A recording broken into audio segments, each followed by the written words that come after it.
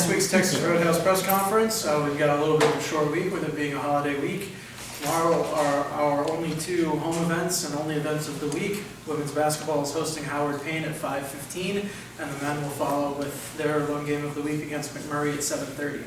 All right, today we're going to start with UTPB swimming and diving sophomore Carly Thompson. She set a new record in the 100 backstroke with a time of 58.10 and was also a member of two other relay records this past weekend at the Southwest Shoot.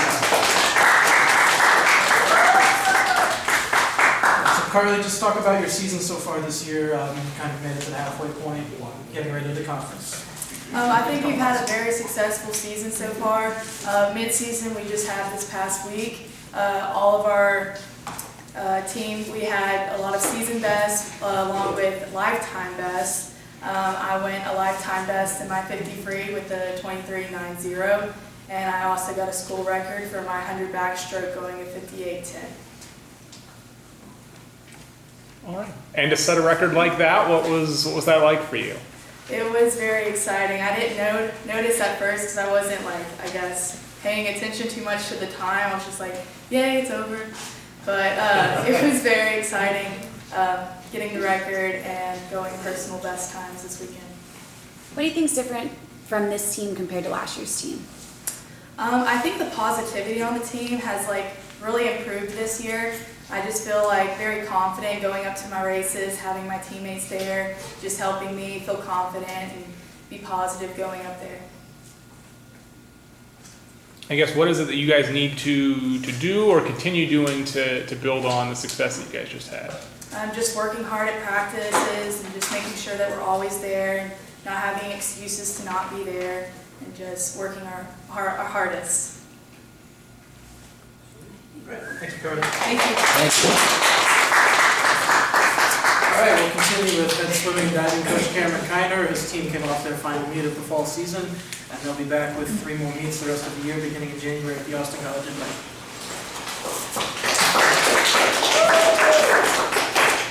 Hey guys, UTPB Swim and Dive had a really great weekend. We ended up setting 4 school records, first on the boards, with Garrett Martin, as always, having a lifetime best pretty much on the boards. Set a school record in the 3-meter diving event. Carly broke our 100 backstroke record this past weekend, and then we had our ladies break the 200 freestyle and 200 medley relay records. We also had 29 new top 10 times for our program, which is the most we've had this time of the season since I've been here. And then we had 94% season best times as well at the meet, which was very exciting, having a lot of people step up from the races that they had earlier in the season, coming through and getting A finals, B finals, and some C finals as well at the meet. So really excited about that.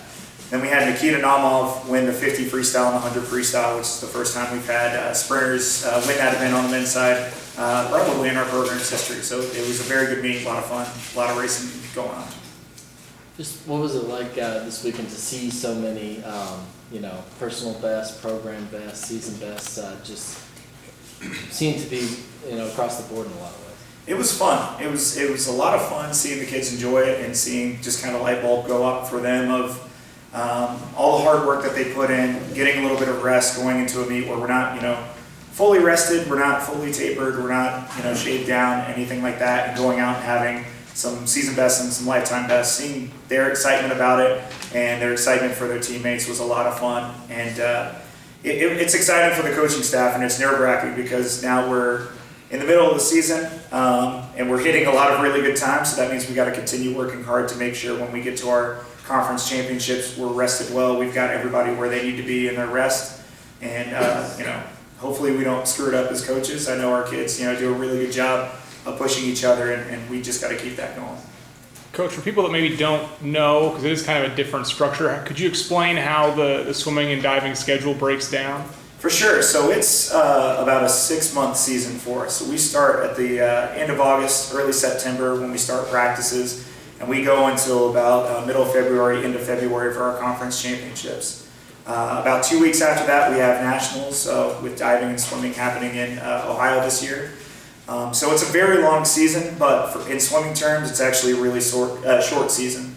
It's usually a year-round sport for everybody, to where we'll swim short course yards when we're here with our team, And then with it being an Olympic year this coming year, a lot of people start swimming long course meters immediately after that to get Olympic trial cuts and hopefully to make the Olympic team. So usually at the Division I level, but we've got a lot of people that are looking to make cuts in those times. Like you said, you got a little bit of a break here, and your team's swimming really well, so you want to keep that going. What are you planning to do to try and keep that up? We're just going to be cranking up the yards, really working it hard in the weight room as well. I'm really proud of our staff, along with our strength and conditioning coach. Really pushing the legs and really just pushing a lot harder than we have been in past years as far as in the pool and in the weight room. So that's been a lot of fun, but our kids have done really well of just adapting to it. It being us having new assistant coaches this year and also having a new strength and conditioning coach, it's been an adapting period for them. And they've come in and really just, said, let's do what we need to do to be successful and go after it and take everything in. So it's been a lot of fun. So we just got to keep doing that. And if we continue to do that, and again, we rest everybody the way that we need to, we'll be super successful at conference. Thank you, guys. Thank you.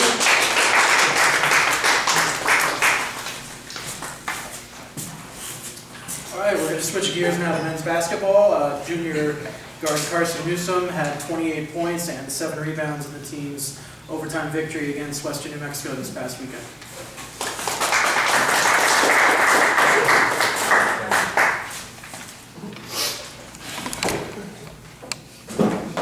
Ryan, you want to ask him a question to start? Carson, talk about starts of the season, maybe just how you fit in on this team right now. Really how I fit in, just a team player overall. With Pat scoring and George scoring, shoot, everybody can score pretty much. Somebody's got to facilitate the ball and get the offense flowing. So I just sort of took a back seat to facilitate, let Patrick score, let George score. So that's how I fit in really. Kind of talking about sharing the ball a lot. What do you think the chemistry is like on the team right now? The chemistry is great on and off the floor. Actually, our off the floor chemistry carries on the court as well, just from having fun together, looking at each other succeed all the time. Nobody's really like hating each other or jealousy. Everybody wants everybody to be successful, 1 through 15. What's it like? You mentioned having a number of guys being able to score the ball, and it doesn't seem like any one guy has to shoulder the load for this team, just kind of given the balance. How much is that kind of exciting for you guys, knowing that, even if, like, basically any given night can be your night on the court? Yeah, it's actually great just because you never know who's going to have a great night. Like, for instance, Pat had 40. I had 28 behind him. Elvin had a solid 15, so it could be any night in reality, just how when Jordan was playing, he had 17 or 20 in the first half. So it was really at any moment from any of the guards to any of the bigs can have a great night. Carson, a lot of you guys have come from different schools and are kind of a brand new team this year. How have you guys been able to gel together and become a real team? Communication on and off the court. Everybody's always seeing what somebody's doing. Let's go eat somewhere. Let's hang out, or let's go to the gym. Always. You will rarely catch us. Maybe one person by themselves. It's always pairs, triplets, 4 of us, just whatever. So everybody's always together having a good time. So that chemistry just carries from off the floor to off the court.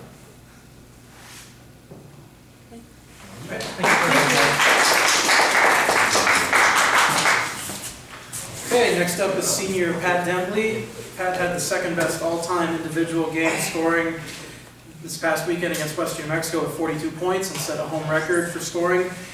He currently is second in the Lone Star Conference with 23.6 points per game, and he was just named the Lone Star Conference Offensive Player of the Week a few minutes ago.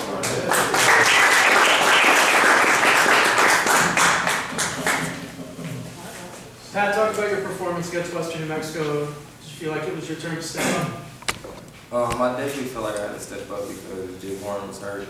I know he's going to be out for like 8 to 6 weeks or something like that. So I was just doing what my team needed to do to get the win. You just were named Lone Star Conference Player of the Week, Ryan said, right? How does it feel? I mean, it's good. I'm just happy we got the W. When you're putting up points in bunches like that, having a game like that, what's going through your mind? What are you thinking about?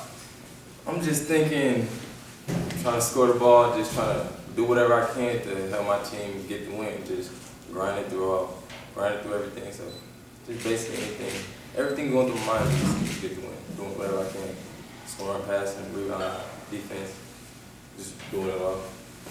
How much did it mean for you guys? I know you're gonna have like a little bit of a break from conference play going into the break here, but just kind of to start off 1-0, especially given how hard fought that game was.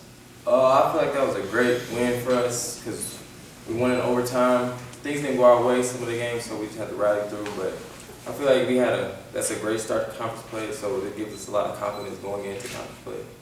So, yeah.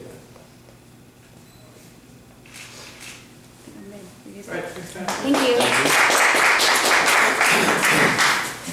Okay, and next up is head coach Josh Newman, whose Falcons defeated Western New Mexico 140-97 in overtime last week.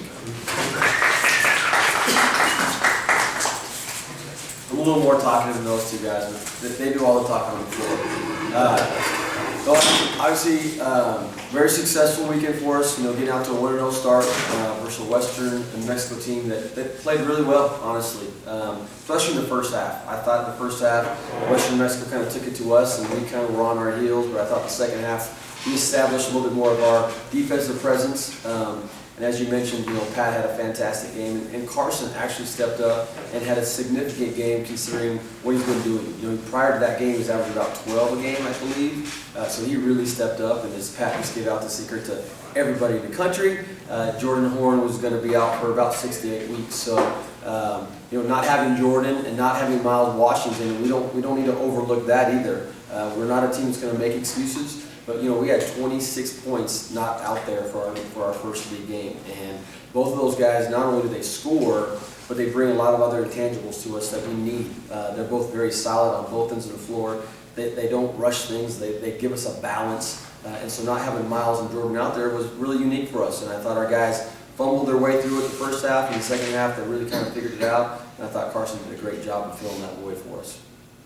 What do you think you guys need to improve on after this, watching them and all that? Yeah, so they guard. We're going to try to, get that as an early Thanksgiving present so we can learn how to play a little better defense. But we're getting there. These early games in November are all about trying to figure out your team. And you hope you figure them out through wins. You can learn through losses, but you want to learn through wins a lot better. And so I think we're just still figuring that stuff out. Roles have to be changed now. That's the one thing that we didn't plan on, but now we've got to plan on not having our starting two guard out there. And Elvin Rodriguez stepped in there and did a great job. Not having Miles there for a week, that's going to bother us a little bit. So once we get our rotation back in order, I think you'll see a little bit more of who we are. But right now, we're just kind of fill some holes. But obviously, you guys played a lot better in the second half, and then pretty strong in overtime. What did you like about, compared to what you saw in the first half, what they did well there toward the end of the game? Well, in the first half, we fouled a lot. I think we put them on the line 18 times. One of the things going into the game that we have not done as a team this year is attack the free throw line. That's kind of been disappointing. In that particular game, though, we really addressed it. I think Pat and Carson really took it to heart, and we shot 36 free throws. So that was a really good thing for us, and particularly in the second half. In overtime, I believe we were 10 for 10. So we wanted to attack the free throw line. We wanted to get to the basket, and the guys listened and they executed that part of the game. Early on for you guys, it's been these guys that have transferred from D1 schools that have come in and played really big roles for you now. Like you said, two of those guys you're going to have to play without for a little bit. But what have they meant to your team early on this season? Well, they're talented. And so what we try to do, obviously, is our staff's done a fantastic job, is we try to identify young men that are going to fit UTPB, not only as an athlete, but as a person, as a character, as a student. That's very important to us. So, we like recruiting Division I transfers. We obviously have 5 of them on our roster. We just feel like when you get those kind of young men, one, they have experience, they've been coached at a high level, and they're talented. And so we want to try to take those things that they are bringing to our program, put them all together, mesh it together, and then try to make the best team that we can have. And that's the difficulty in it. Is you try to start bringing all new guys into your program that come from different programs. You got to get rid of some of the bad habits and create some of the habits that we want and create our culture. And sometimes that takes a little bit of time. But as Carson mentioned, this group is completely connected off the floor. And it's starting to show on the floor, which is exciting. Yeah, going off of that, what do you think of the chemistry on the team right now? I think it's great, honestly. I like it. I mean, it's refreshing to see a bunch of guys that you have to tell, all right, stop talking, stop giggling, stop goofing off, because that's a good thing. When your teammates, when they like each other, and they want to go to bat for each other, and they want to go to war for each other, that's going to make you stronger when it really comes down to it. And as they both mentioned, there really is no egos. And we can coach those two guys, one had 42, one had 28, and in film session we can challenge them, and their teammates accept that, and they accept that, and that's what makes a good team. It sounds like some team building stuff. Did you do that before the season started? We did a whole bunch of it. We've done everything from having a retreat to going to play paintball. That stuff is very important, and I think every team on this campus does a great job of building their teams together. They all do it a different way, and we kind of all try to steer, borrow and kind of watch what everybody else is doing because everybody has some really good ideas. But that team chemistry it's invaluable, and it will pay dividends at the end of the day. Because at the end of the day, the coaches aren't always in the locker room. The coaches aren't in the hotel rooms. Those teams have to come together and want to play for each other versus anything else. Coach, looking at tomorrow night's game, what can you tell us about Murray? Yes, they're athletic. They're going to really try to spread the floor. They're going to try to get down and get into paint. They're going to put pressure on our defense in terms of guarding the basketball, which is one of the things that we have to continue to get better at. It's a team that's from this region, from this area. A lot of kids in West Texas that probably wanted to be at UPB prior to me getting here. And so those kids, whenever you play teams like that, there's always a little chip on their shoulder. And you got to remember that because those kids are coming in here trying to prove something. So it's going to be a challenge for us. We're going to have to make sure it's a quick turnaround, that we're ready, we're locked in, and we can go out there and do what we're supposed to do. Coach, you talked about what you look for when you bring players to UTPB. What do you think is, just throughout your 2 years here, had a lot of capable scorers, but at the same time, a lot of, given Jordan going down, Miles going down, or situations like that, if various people need to step up. It seems to be not only a lot of options for you guys over the years, but just no problem for those guys to kind of just pick their moments. And like I was talking with Pat, anyone can have a good night any given night. What do you look for to try to find, obviously a lot of talented guys, but telling them it's not exactly clear what their role's going to be when they come in here. And sure. That balance, I guess. Well, most college athletes have aspirations to play after college. We have to make sure we help them keep that in balance and kind of teach them, hey, this is the opportunity, this is not the opportunity. One, first of all, we value an education. And we tell every one of the guys that we recruit, you're coming to get an education, and that's the first and foremost. And I tell their parents, I tell their people that are involved in recruiting, we'll be more upset with them not fulfilling their academic requirements and taking care of their class business than going and putting up numbers. So we keep that in perspective, first of all. But then after that, you talk about their ability. They all want to try to go play professional basketball. So we talk about being a pro and what it is to be a pro and what it takes to be a pro. We tell all these guys all the time, you have to act like a pro if you want to be a pro. And so roles, as you look at professional athletes, they all have different roles. There's only so many superstars. So we talk to them in great detail about doing your job, being efficient, because that's the most important thing if you're going to be successful after college is being efficient. And percentages are important. So that's more important than actually putting up points or volume scoring or volume this, volume that. It's about efficiency. So I think that's what we've done, and our staff does a great job of educating them on what it's going to take to be a pro. And so that's how we keep these guys basically on the right path, doing the right thing for the whole group. And we also know this, the better the team does, the more opportunity they get at the end. And if you're playing this way a tournament, more eyes are on you. The deeper you go in this way a tournament, the more eyes are on you. So that's something we keep in perspective at all times. Good?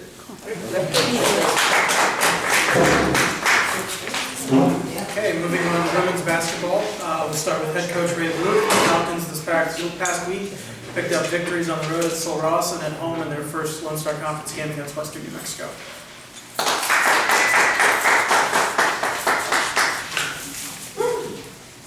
Coach, how have you seen this team start to come together over the last couple of weeks? We're doing a really good job, I'd say, of coming together. I think winning definitely helps that process. We've won our last 4, and so we were off to a little bit of a rocky start with the competition and the RMAC. But I think we got to see some areas that we were lacking. They exposed those. Losing does that a lot, and I think we have a lot of things that we need to work on, even though we're having some success. But I think the main thing is our confidence has gone up, and we needed that as a group just to see points on the board, to see the ball go in the basket, to see the defense working. So we really needed the experience of being successful. Now it's, can we continue to do that every single day of practice? Whereas Coach Newman's team, like he said, they're very experienced, a lot of D1 guys. Your team is very young. You're kind of leaning on first-year players. What has that been like, and what have you seen from those young players on your team? So we actually do have 3 Division I transfers. So I don't want to take anything away from them. We've invested a lot in this freshman class. So we needed experience, but we also needed people that we felt are going to be able to really transform this basketball year. Our freshman class is extremely special. I don't think any of them are playing like freshmen, and that was a sell for them. We told them, all of our freshmen, and even a graduate transfer, you have to earn it. It doesn't matter if you're a freshman or a grad transfer. If you're going to help us win, you're going to play. And so we have 5 very solid freshmen, and they're learning every day, but they're very talented. We're fortunate to have them. Holly actually was known for her shooting, and as that's started to get back on pace, she actually led our team in rebounding, led our team in assist, and led our team in steals, in addition to being second in scoring. So we're really trying to get them to be the best player they can be, not just the best scorer or best defender, and they're off to a good start. Was there ever a point in the game that you kind of saw a turning point and you're like, wow, okay, this is what we worked for and I'm glad this is how it's playing out? Yeah, the third quarter, for sure. The first quarter we were off to a rough start, down 3 going into the second, and it was nice to be up 1 going into the half, and we just got to breathe a little bit. But the third quarter is where I really felt we decided to take over, and I think there was a decision being made, and I think that was on the defensive end. I think our defense really helped. We forced 34 turnovers and scored 32 points off of them. Anytime you do that, you're going to be pretty successful. And we attacked really hard and went 19 for 21 for the free throw line. So it's great when you get those points in transition, but then you shoot over 90% from the free throw line. That's something that, since I've been at UC Permian Basin, it has not happened. So I'm just really happy for this group to see them successful. Coach, you mentioned those 34 turnovers. Just what did you like that you were seeing from your defense that caused some tough situations for your opponent? Yeah, so all year, really ever since we started practice October 15th, and since they all signed or committed, we talked about working hard. And we want players that want to play in open court and transition, but to do that, you need a steal. And so we really, for the first time, it looked like all 5 on the same page, playing the same energy. And so we get burned a couple times with a layup here or a bad bounce, but for the most part, that third quarter was a different level, and we've been talking about finding another level since we started Lone Star Conference play. And how important was it for you guys to start that conference play with the win? Huge. I mean, our pod is terrible. It's brutal. So we really needed to start conference play against Western New Mexico with a win, because we know it's not going to get any easier against Eastern New Mexico, West Texas, Lubbock Christian, or Angel State. So it was big for us. And they beat us both times last year, one time by a pretty good margin. So it was great to see some success early. All right, Thank you. Thanks, Coach. Okay, we will close out today with freshman Holly Hemline. She scored 14 points with 7 rebounds and a 19-point win over Western New Mexico, and currently leads the Falcons with 13.6 points per game this year. Okay, Holly, your freshman season, talk about what you feel like your role is on this team and how the start of your collegiate career has gone so far. My role for this team, I've always been a shooter, but the past couple games I realized I can't just be a shooter. I have to be a driver, a rebounder, and pick it up on my defense as well. So it takes a lot for that. How would you describe the chemistry on the team up to this point in the season? The chemistry, we're all very close already. It's not just a couple here and there. We're all close throughout freshmen through the senior class. Holly, you and your fellow freshmen are being asked to do a lot for this team and play big roles. What's that been like for you guys? What do you guys kind of talk about or think about that? Yeah, we all came here to play, and we all have all of our different goals. And my goal was to start, and I know a couple of theirs was to start too. And it's good to see other different freshmen having a leading scorer in a different game. Like if I'm having a bad game, it's good to see one of the other freshmen step up as well. And What's it been like to see your team, playing well lately, especially after, the tough road trip to start the season to really bounce back the way you guys have? Good. One of our sayings is be a dog, and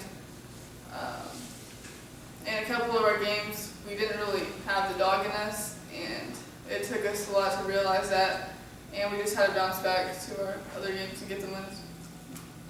Like Coach mentioned, you guys were kind of brought in to change women's basketball here at UTPB. Does that put any extra pressure on you guys, or how do you handle that? Not really. I mean, we all have our goals individually and as a team, and that's to make it to the tournament, so we're going to get there. Just what's this first 6 games? What's just your experience been like playing college basketball compared to whatever expectations you had coming into it, and obviously now getting the taste of it. Yeah. Well, it's all my whole life. I've always dreamed to play college basketball, and it's exciting. I'm finally living it, so I'm making the most out of it. Cool. All right, thanks all. Thank you. Well,